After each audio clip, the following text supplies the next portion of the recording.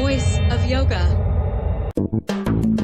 Welcome to the Institute for Personal Development, Kriya Yoga Ashram, where total consciousness is the new frontier. Kriya Yoga is union of the individual with the divine. Join us as we explore the practices to initiate this process. Good morning. Welcome to the Voice of Yoga. Let's talk consciousness. I am your hostess, Lisa Winton, and with me is Kenny Toy, also known as Swami Jayananda, founder of the Institute for Personal Development, located here in Hampton, New Hampshire. Good morning, Swami. Thank you for being here today. How are you?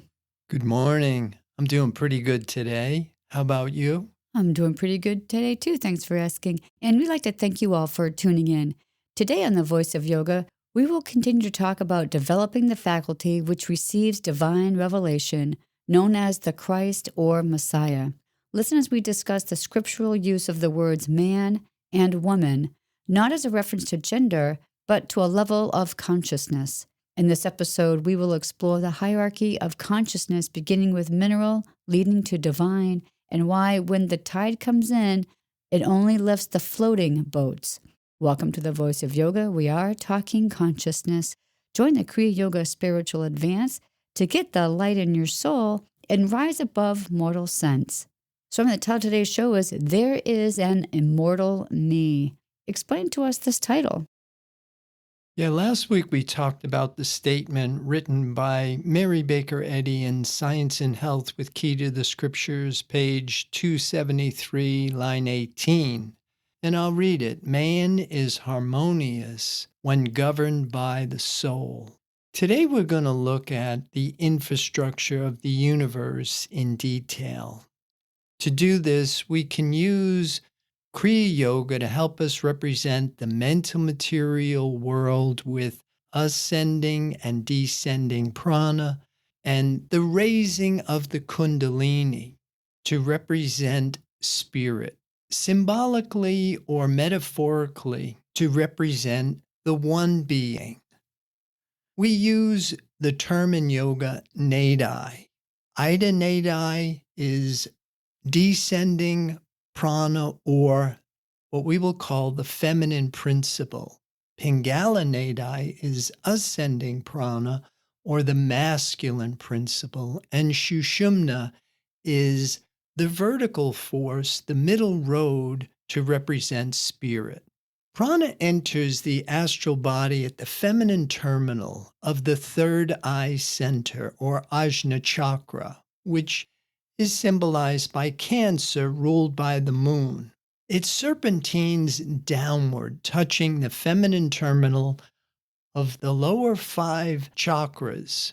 And when it reaches the root center, Muladhara chakra, represented by Capricorn, which is ruled by Saturn, then it crosses over to the masculine side of Muladhara chakra, Aquarius, again ruled by Saturn, then journeys upward, touching the masculine terminal of the lower 6 chakras, and exits the masculine side of Ajna chakra, which is Leo, ruled by the sun. And so we can call this the pulse of the cosmic universe.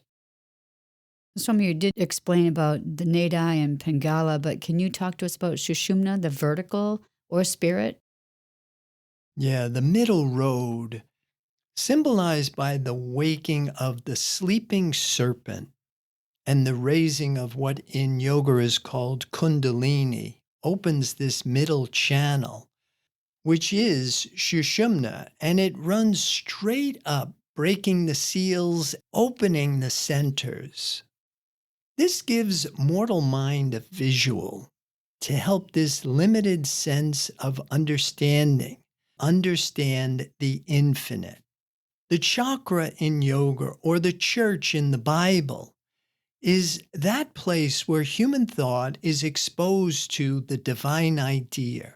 Spirit is whole, and the mental material appearance is duality, or in half. The false illusion has the positive and the negative polarities, and these modes of mortal thought must be mastered before they can be overcome. Swami, help us understand that man and woman doesn't refer to gender, but is levels of consciousness in the Bible. Yeah, say for example, like in the opening, we say, man is harmonious when governed by the soul. We have to understand what Jesus means when he says man and what Mary Baker Eddy means when they say man, because it doesn't mean a woman or a man. It means a level of consciousness. Our original state of consciousness, we are unconsciously aware. Under the government of instinct, appetite, preservation, survival, our identity is bound up in the form, the false sense of existence. Fear is the defense mechanism for this false sense of self. The first point of passage is our first milestone in human development. The separation from mother, or transitioning from being purely emotional and reactive, which is called born of woman, then advance to embracing reason.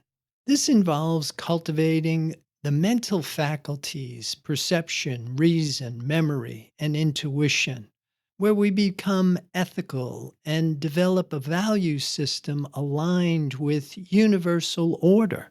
This stage is known as being born of man.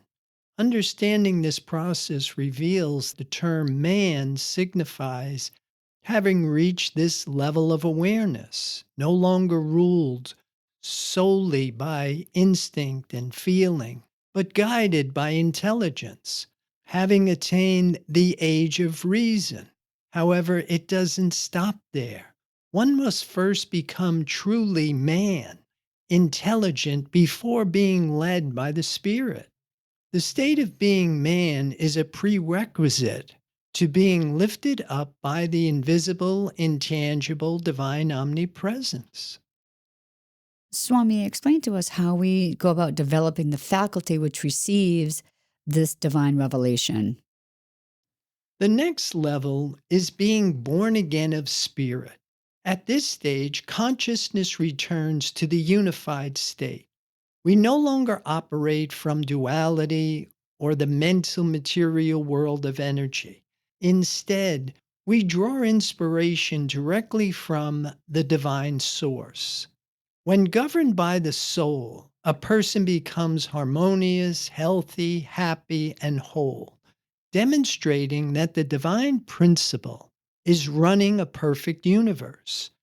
We don't make ourselves spirit. Instead, we come out of the belief we are a mortal being. We master the mind-body complex and then walk reason through the open door of revelation by stopping thinking and start knowing. It starts with self-control and self-mastery, followed by a complete surrender to the divine mind. This is done on a physical and mental level, starting with a belief in the perfection of the divine creation, everywhere, always. Principle and practice. We graduate from a belief in truth to faith by being a dedicated witness to the spiritual fact. Let the Lord build the house. Let divine mind take over the scientific government of the body, and trust in the divine principle until the outer and the inner are one. Swami, I'm curious about Kundalini yoga that I've heard of. So my question is, raising of the Kundalini, is that something that we can do physical exercises or mental exercises to make this happen? Or is this strictly something that only happens when we're conscious of the divine? Well, to answer this question, you have to understand it's going to be a combination of all of these things. We have to prepare the mind-body complex to receive divine revelation. So there's a lot of purification that has to be in place. Physical and mental exercises we enlist in order to develop ourselves physically and mentally. It's not just a declaration. You don't just say, I'm spiritual, I am one with the divine principle. We have to separate from being individualized by the world mind and then prepare the mind body complex to receive a new symbol for validation. When we do this, then of course the changes start to take place, what was called chemicalization in science and health. When your thought shifts from a mental material basis to a spiritual basis, one of the reasons why the message of the Christ is heal the sick, reform sinner. You can't have divine truth in consciousness and be experiencing these problems we're struggling with. It's not possible.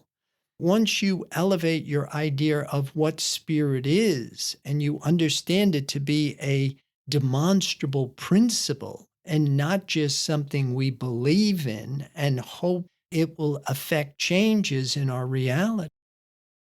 Swami, can you talk more about these modes of modal thought that you said need to be mastered? Yeah, see, the mortal mind thinks in terms of duality.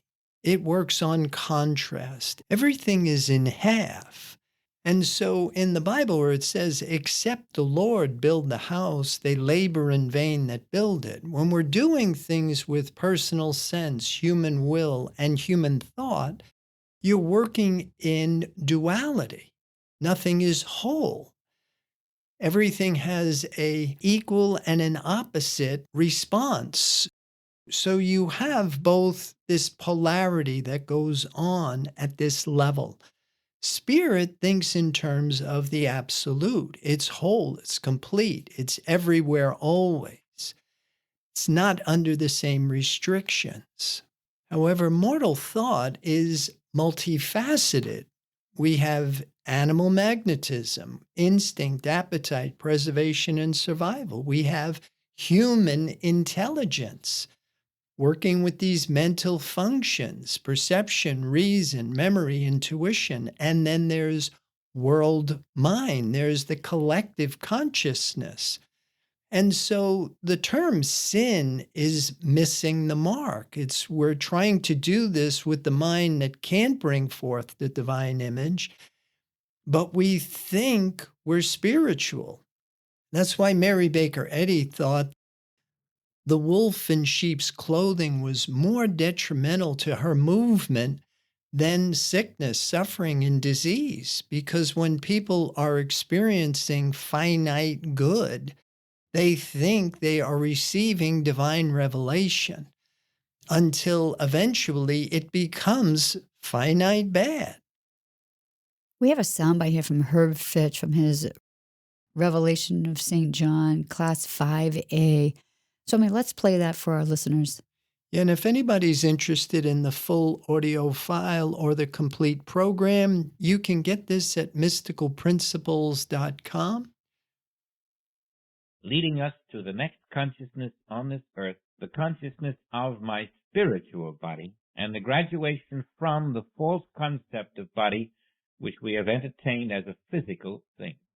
Even 200 years ago, it was revealed on earth that the physical body is not physical at all. Science announced correctly that the physical body is not made of flesh as we think of it, but of atoms. And they were right. The physical body is made of atoms. And what are they? How can you be atoms and also something else? If the physical body is atoms, that's what the physical body is. Atoms and flesh are not the same. Flesh is the appearance that the mind makes when it looks at atoms. And so we have these electrical charged bodies. That's all they are. And that's what an image is. And then we can come to another place where we see that these image bodies are a marvelous gift. You would never know yourself without them.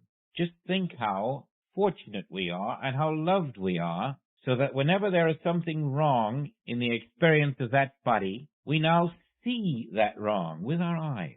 Because there's an image out here called a body. Nothing can be hidden. We can quickly determine the place where the wrong is, and we can find some realization in consciousness to release that wrong. If we were only spiritual form and had no image bodies out here, we would never know the nature of our own consciousness. And so now you have a different picture of yourself. You have the infinite consciousness of the Father, perfect in all ways.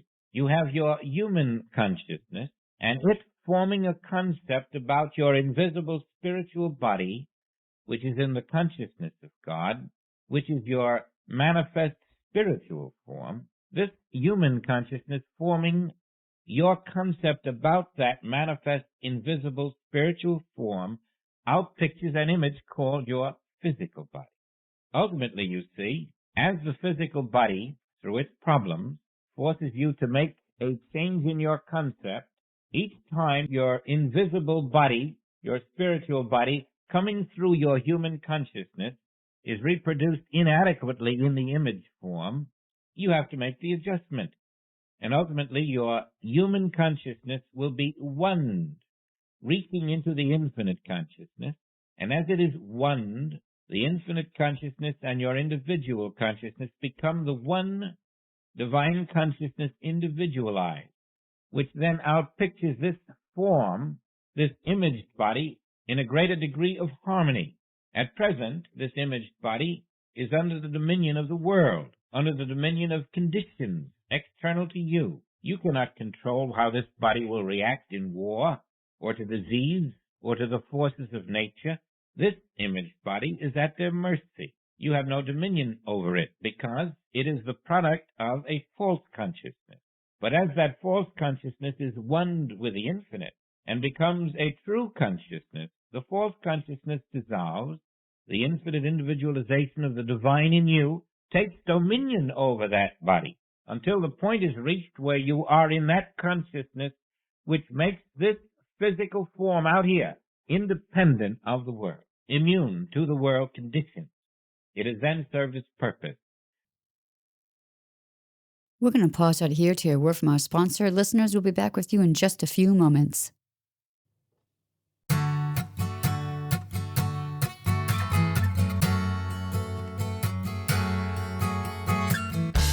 Institute for Personal Development Incorporated is a Kriya Yoga ashram offering yoga classes in all 8 stages of Kriya Yoga, including classes, personal training, teacher training, residential program, online live classes, and online products for self-discovery and transformation. Discover, learn, and practice one of the oldest and purest forms of yoga, Kriya Yoga, by uniting ancient religion with modern science.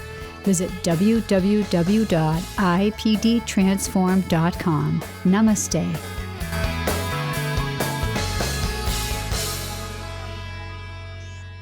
Welcome back. For those just joining us, you're listening to The Voice of Yoga, and we are talking consciousness. Swami, I liked a lot about Herb Fitch said, having us realize changing how we think about who we really are, not the physical body, but there's something else within us. Yeah, we definitely have to graduate from thinking about ourselves as a finite mortal being. I always like what Mary Baker Eddy wrote, health and matter must be given up for health and spirit. It's not just a declaration, but it is a process. The process in Kriya Yoga, or the journey from sense to soul, has stages, which can be represented by unconscious awareness, self-conscious awareness, to superconscious awareness. It's caterpillar, chrysalis, butterfly, or crucifixion, resurrection, and ascension. You can start to see there are things we can and must do to induce this God experience, and we have a system that is tried and true. It's not magic, but it is physics. Swami, let's play that next soundbite we have from Herb Fitch again. It's from his Revelation of St. John, Class 5A. If anybody is interested in the full audio file or the complete program, you can get this at mysticalprinciples.com. The image has lifted your consciousness to the point where you have taken dominion over the physical form, over the physical image called body. And at that point, as this new dominion becomes a firm depth of consciousness in you, you find that the image is no longer necessary.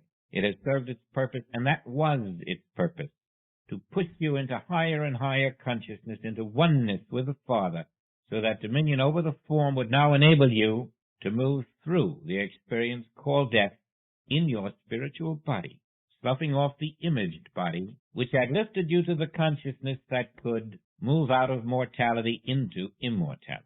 All of this, part of the demonstration of the crucifixion of the form, the image called Jesus.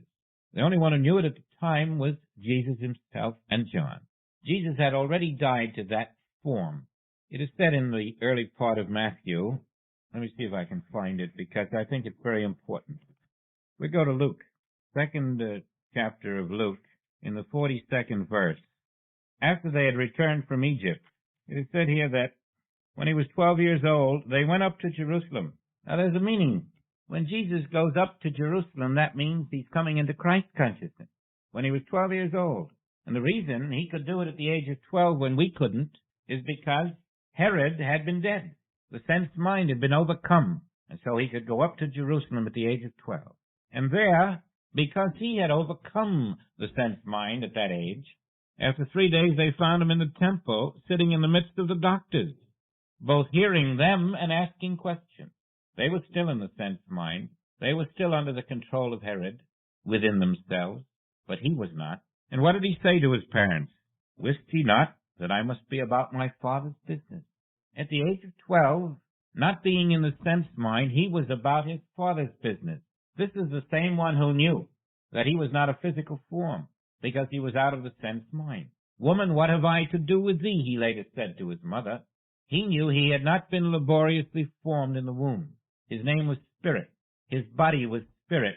His Father was Spirit. And he taught, call no man your father upon this earth. For only one is your Father which is in heaven. Your Father's name is Spirit. Then what is your form, physical or spiritual? Spirit. Then what is the physical form? There's nothing left for it to be but an image in thought. Cosmic thought externalizes as the image is called form.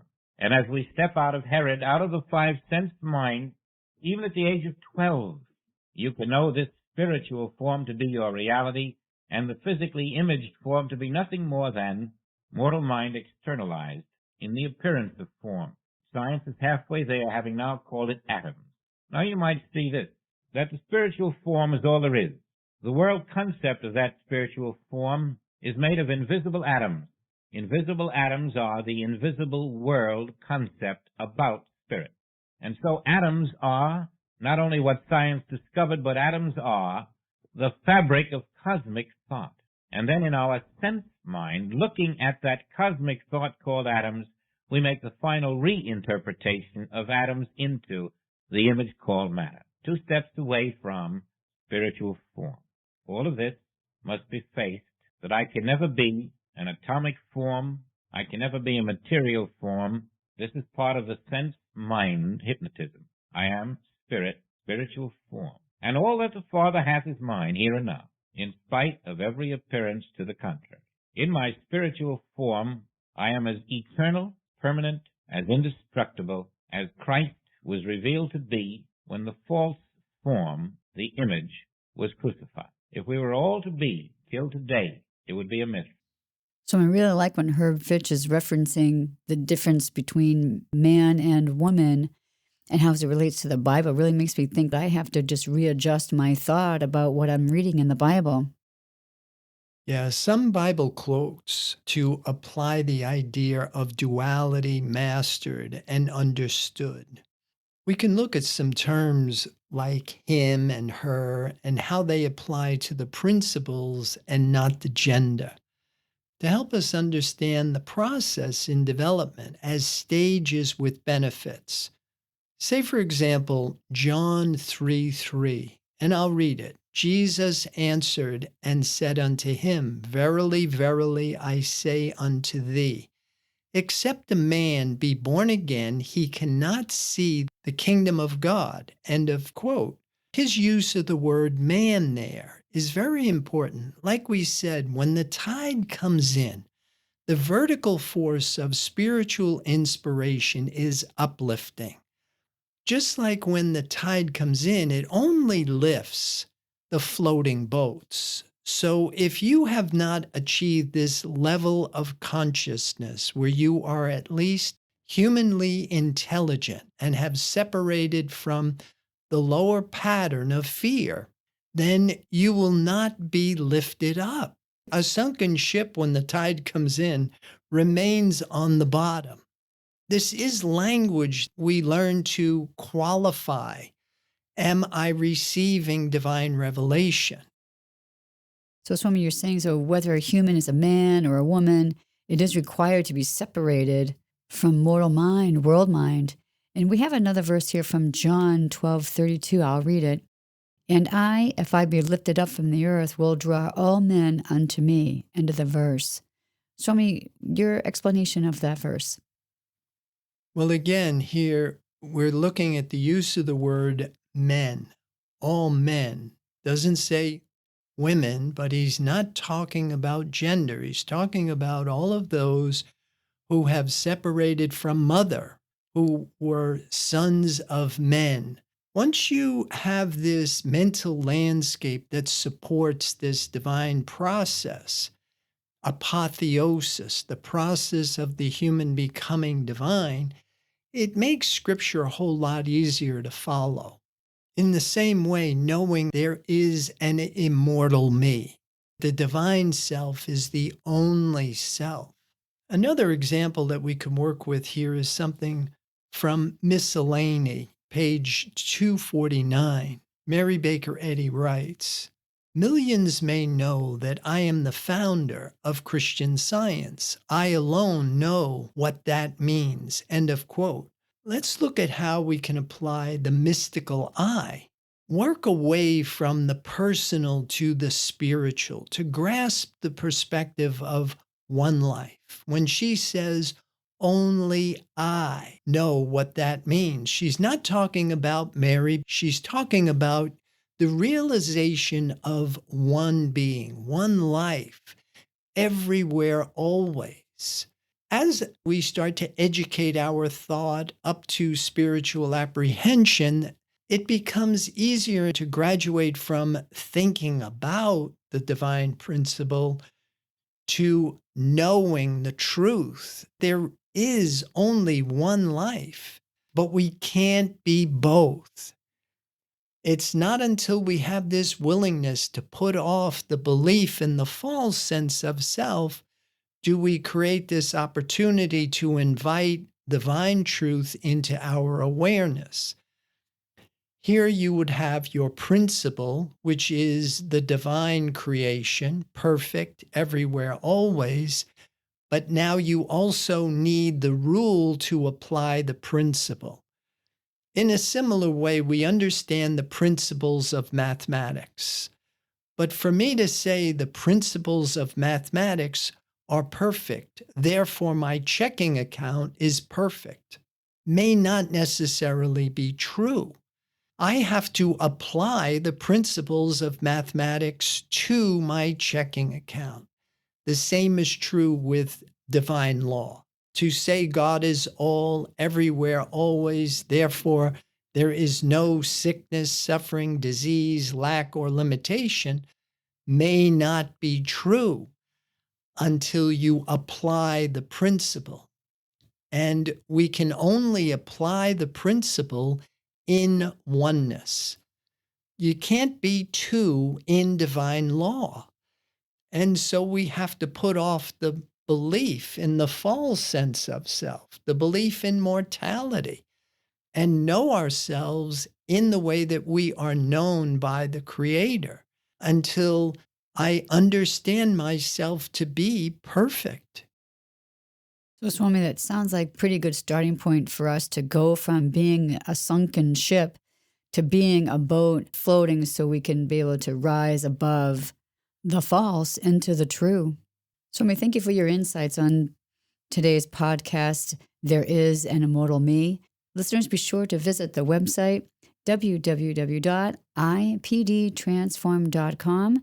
On any of the pages, as you scroll down, you'll see several buttons to press that would further your understanding. Swami, any final thoughts about today's program? Well, I would like to encourage people to join the Kriya Yoga Spiritual Advance to get the light in your soul and rise above mortal sense.